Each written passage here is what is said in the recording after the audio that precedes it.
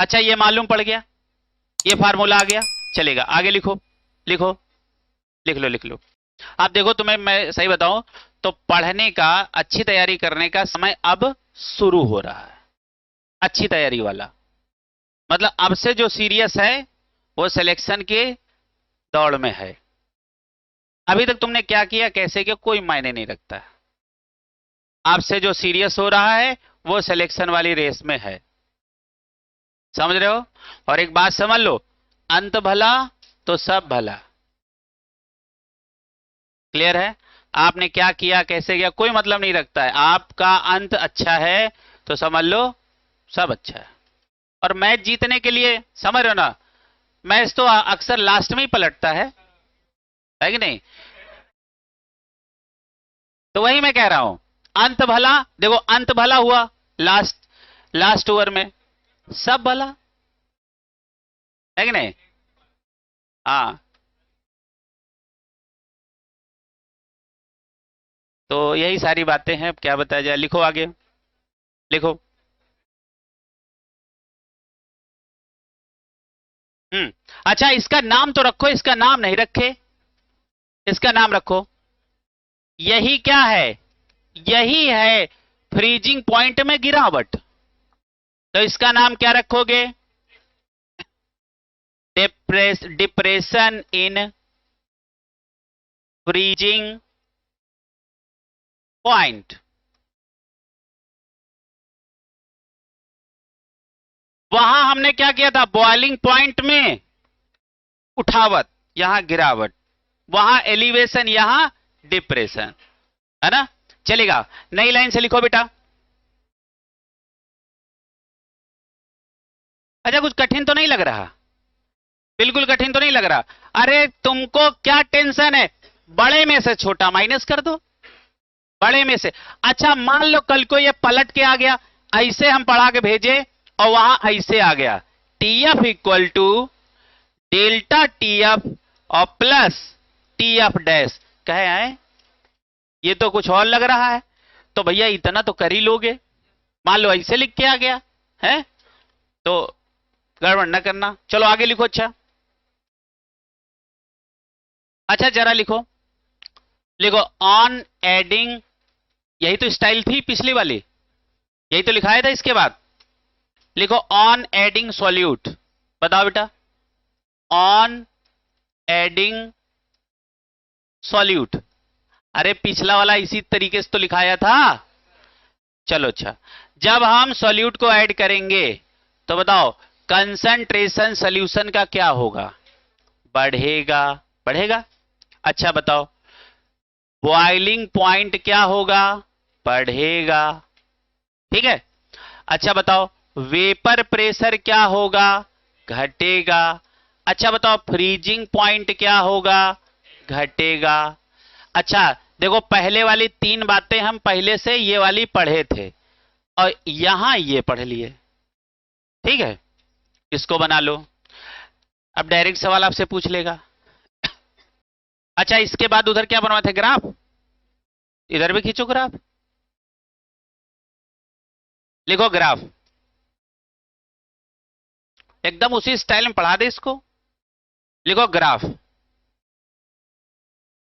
हाँ सुनो, अगली हेडिंग डालो बेटा। क्या लिखोगे? ग्राफ। ग्राफ कैसे खींचना? एक्सिस वाइज सेम रखो। ठीक है। और यहां पे अब ये क्या है आपका? Freezing point. और यहां क्या है? Paper pressure. ठीक, उधर हमने टेम्परेचर क्या लिया था, बॉइलिंग पॉइंट, और इधर क्या लेंगे टेम्परेचर में? ये फ्रीजिंग पॉइंट। ठीक है। अब पहले हम इसको सजा लें।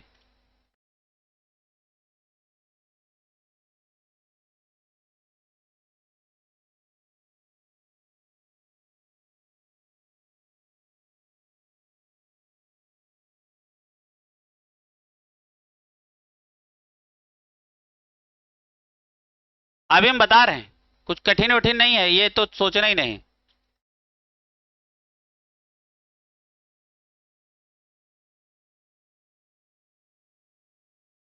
हम्म,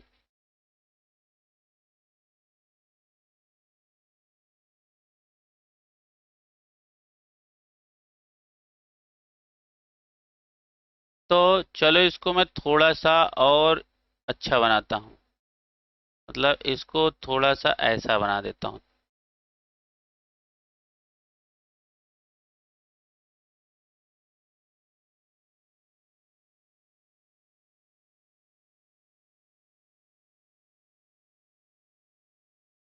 ये हम ये दिखा रहे हैं यहाँ बर्फ जमी हुई है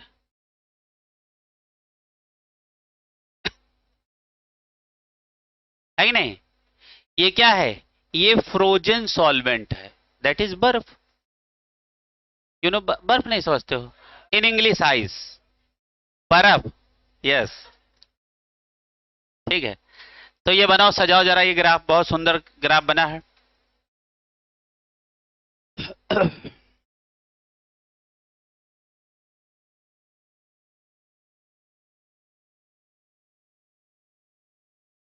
हम्म। अच्छा बताओ। कहीं से भी लिखा ही जा रहा है। चलो पेन फिर चेंज किया जाए। इतने ही कलर हैं क्या? चलो आगे देखो। हाँ सुनो, तो इसको लिखो, ये क्या है? ये है आपका फ्रोजन सॉल्वेंट। यहां तक क्या है? देखो यहां तक, यहां से यहां तक फ्रोजन सॉल्वेंट। फिर ये है लिक्विड सॉल्वेंट। अब सॉल्वेंट में तुमने क्या ऐड कर दिया? सॉल्यूट। तो ये तुम्हारी लाइन किसकी है? ये वाली, ये है सॉल्यूशन, ठीक है। अब ये वाला किसका एक्सिस है? ये वाला पॉइंट बताओ। ये है टीएफ और ये है टीएफ डैश। अब देखो टीएफ डैश घटा, टीएफ से घटा। अच्छा बताओ दोनों का अंतर क्या होगा? डेल्टा टीएफ, है ना? अच्छा देखो क्या था, पहले सॉल्वेंट जमा हुआ था, फ्रोजन मतलब जमा हुआ। फिर हमारा सॉल्वेंट कहां आया? लिक्विड स्टेट में। फिर लिक्विड स्टेट में हमने क्या मिला दिया? सॉल्यूट। क्या बन गया? सॉल्यूशन। जैसे सॉल्यूशन बना, इसका फ्रीजिंग पॉइंट प्योर सॉल्वेंट से कम हो गया। यह है ग्राफ। अब जमा हुआ है हमारा सॉल्वेंट, उसमें सॉल्यूट तो मिला नहीं देंगे। तो सबसे पहले हमने क्या किया? सबसे पहले हमारा फ्रोजन सॉल्वेंट कन्वर्ट किया किसमें? लिक्विड सॉल्वेंट में। फिर उसमें हमने क्या मिलाया? सॉल्यूट। जैसे मिलाया सॉल्यूट बन गया क्या? सॉल्यूशन।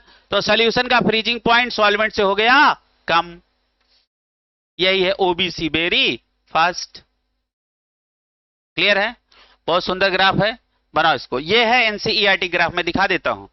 सारे लोग बहुत ध्यान से देखो, ये देखो, दिस इज द ग्राफ। देखो। अच्छा तू देख ले ले ले।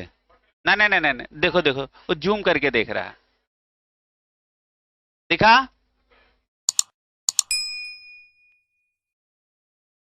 चलो पढ़ा जाए आगे। अच्छा ग्राफ भली भांति समझ में आया? चलो आगे लिखो, लिखो अगला लिखो। अच्छा वो पीछे वाला ग्राफ और ये वाला ग्राफ, ठीक है, लिखो। अच्छा यहां आप मन करे तो यहां पे जरूर ये मेंशन कर लेना। बताओ यहां पे क्या है? इन दोनों को मद्देनजर रखते हुए क्या आपको समझ में आया? क्या आया? कि TF is greater than TF dash. आया ना? चलो अच्छा आगे लिखो। लिखो अकॉर्डिंग टू बेचारे राउल्ट, लिखो अकॉर्डिंग टू राउल्ट। राउल्ट ना हो गए, पड़ोसी हो गए। लिखो, लिखो बेटा अकॉर्डिंग टू राउल्ट। लिखो बेटा अकॉर्डिंग टू राउल्ट, कॉमा करके लिखो, depression in freezing point, depression in freezing point is directly proportional to, is directly proportional to molality of solution, molality of solution, molality of solution। अच्छा बताओ क्या बोला गया, delta T F directly proportional क्या, molality. अब क्या करोगे, directly proportional को इक्वालिटी में लाओगे तो एक कांस्टेंट डाल दो के एफ, और ये क्या हो गया इनटू एम, ये बन गया फार्मूला। इसको तुम्हें और बड़ा लिखना है फार्मूला, तो क्या लिखोगे, delta T F equal to K F, और इनटू क्या हो जाएगा, वेट अपान मॉलिक्यूलर वेट। अरे मोलैलिटी का फार्मूला लिख दो भैया, और इनटू 1000 अपान डब्ल्यू पी। ठीक है, चलो आगे लिखते हैं। के एफ का नाम रखो मोलल डिप्रेशन कांस्टेंट या क्रायोस्कोपिक कांस्टेंट। कहीं भी शब्द तुम्हारे बायोलॉजी में क्रायो आ जाता तो हमेशा लो मेल्टिंग पॉइंट को दर्शाता है। किस पॉइंट को, लो मेल्टिंग, लो फ्रीजिंग पॉइंट, मतलब ऐसा समझो फ्रीजिंग पॉइंट को दर्शाता है ना, मेल्टिंग पॉइंट नहीं, फ्रीजिंग पॉइंट। आगे जरा ध्यान से समझो, आगे बढ़ा जाए यहां से, तो लिखो के एफ। के एफ क्या है, क्या लिखो, क्या लिखोगे, मोलल डिप्रेशन कांस्टेंट। ये हम देखो कांस्टेंट लिखते हैं, पूरा लिख दिया करें क्या,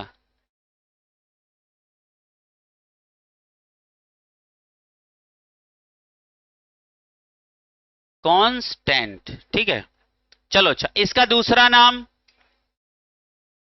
क्रायोस्कोपिक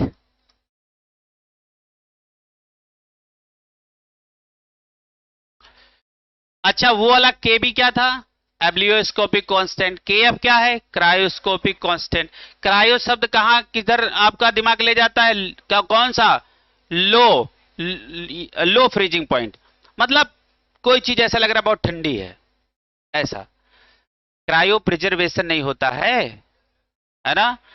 सीमेन का वो कितना टेम्परेचर है, -190 होता है, लिक्विड नाइट्रोजन। चलिएगा भैया आगे लिखो, बहुत ही लाजवाब सवाल है, अगला लिखो। अच्छा इसी बात पे,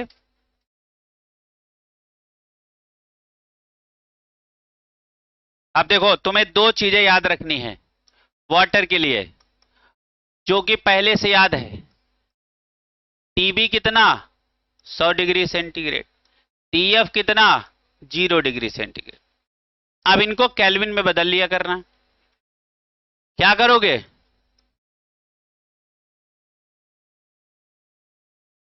और ये क्या हो जाएगा,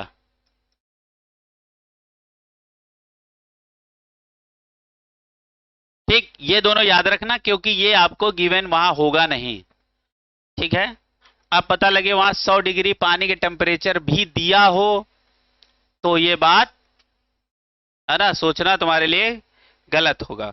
सवाल लिखो, एक क्वेश्चन हो जाए इसी बात पे, लिख लो। अच्छा नहीं, लिख लो, लिखो 1 molal aqueous urea, 1 molal aqueous urea, ऐसे ऐसे लिखो, फॉर 1 मोलल, फॉर लगा लो पहले, नहीं सेंटेंस सही जगह पे उतर नहीं रहा है, लिखो for 1 molal aqueous urea calculate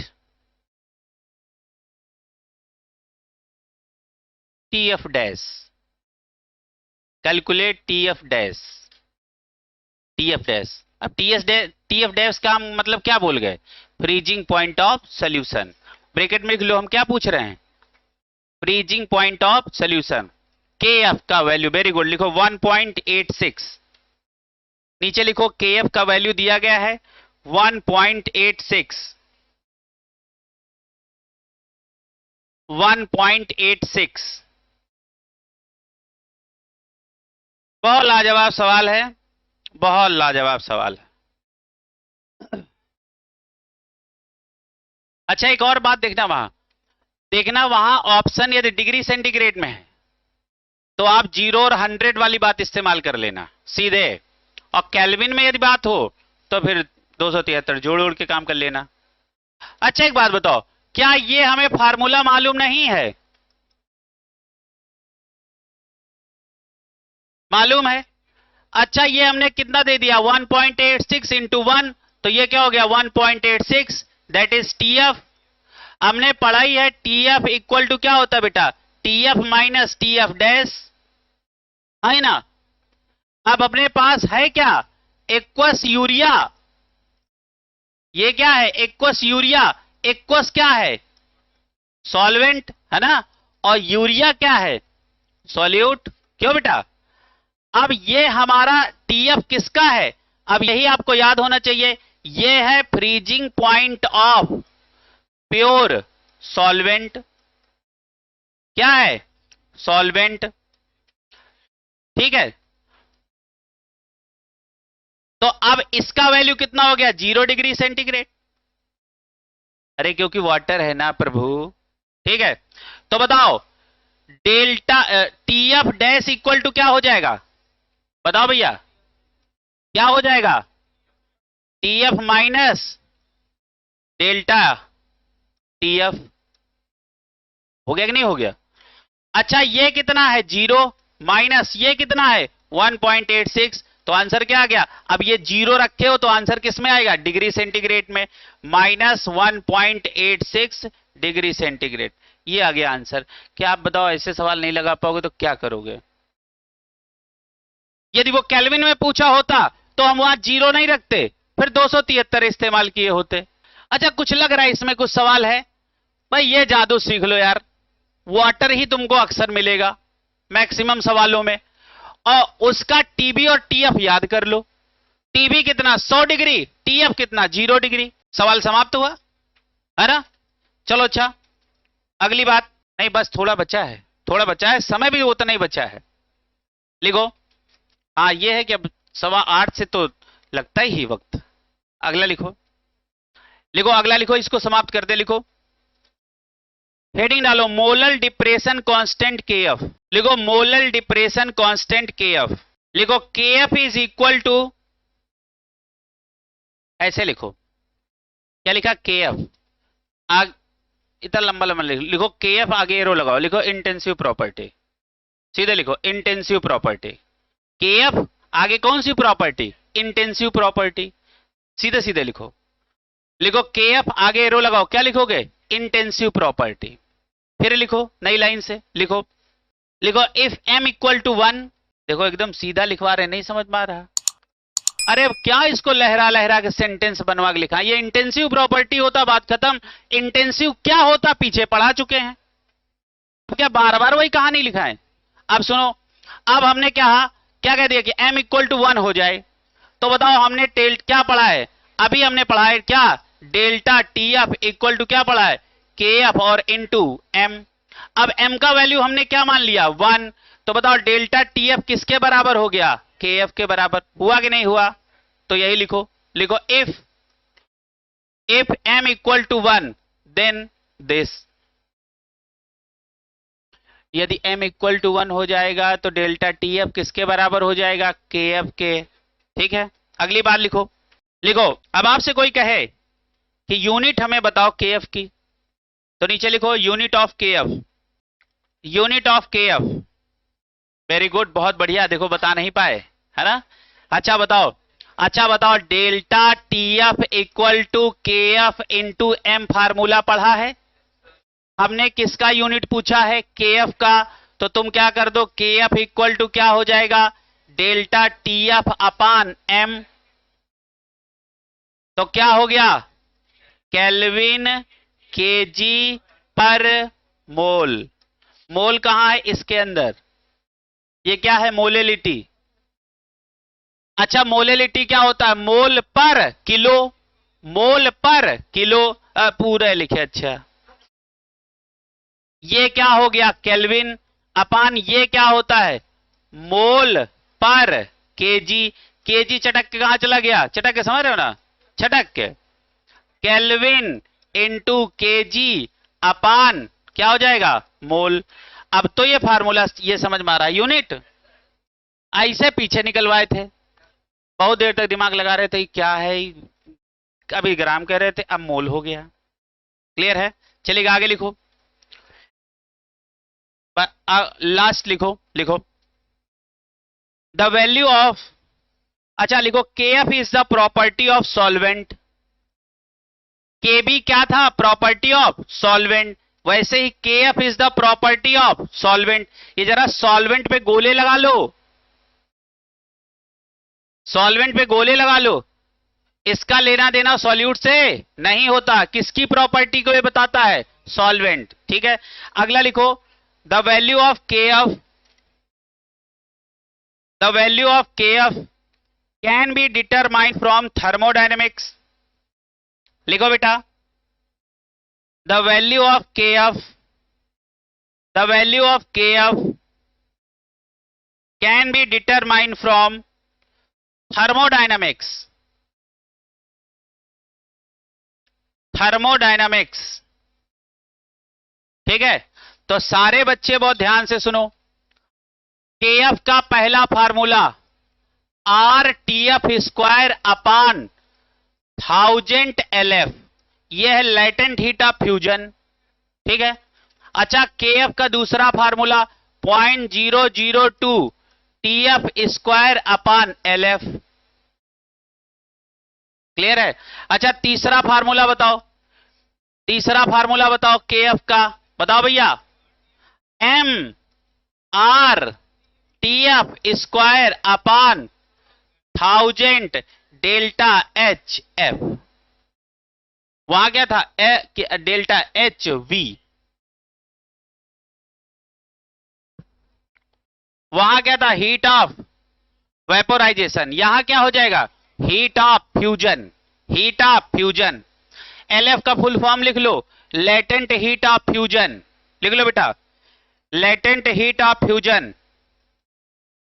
अच्छा LF का वैल्यू बताओ फॉर वाटर। ये है 80।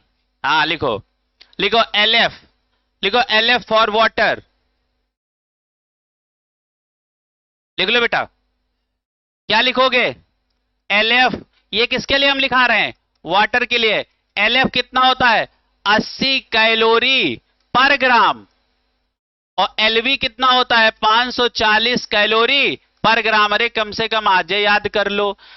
तो तुमको पटेल आधा ये याद आ रहा था, आधा ये तुम मिक्स किए जा रहे थे, अब याद आया। तब तुमको 80-80 कुछ लग रहा था। वो 80 ये 80 है। हाँ खैर कोई बात नहीं है। ठीक है भैया, इस तरीके से लास्ट लिख लो, लास्ट एक लाइन लिखो, KF for water, KF for water. लिखो केएफ फॉर वाटर, लिखो 1.86 1.86 केल्विन केजी पर मोल। समाप्त हुआ। ठीक है, अच्छा आपको लग रहा है बिल्कुल जैसा एलिवेशन था वैसा सेम डिप्रेशन था।